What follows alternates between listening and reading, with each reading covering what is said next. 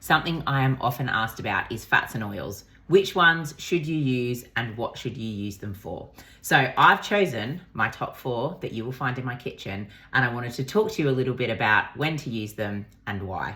I'm going to start with olive oil, probably something that's familiar to most of you, but this one is not very good for cooking. So use it in things like salads. It's flavored and it's got a beautiful flavor, but when you cook it, it's got a really low smoke point, which means it burns really easily, and that changes the flavor and it also decreases the nutritional properties.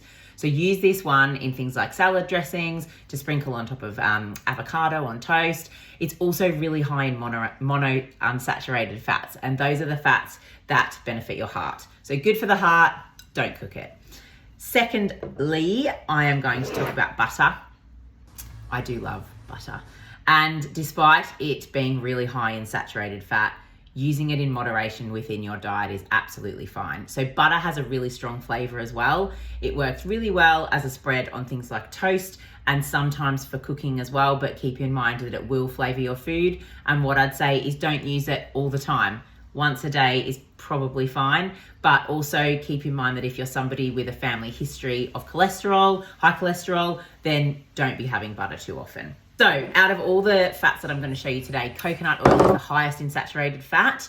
Again, it can have a place in the diet, but just don't use it too often. So this one will flavor your food, but it can add a really nice flavor to things like stir fries, and it can also be really great in baking. So use this one sparingly, but it can be a nice addition.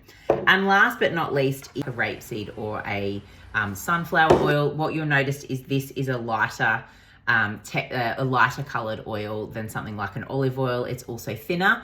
This one has a really high smoke and burning point, which means you can heat it to a high temperature and the nutritional properties won't change in it that much. It's also unflavored, so it won't flavor your food. And these ones are also higher in the poly and monounsaturated fats as well, which are really good for your heart health.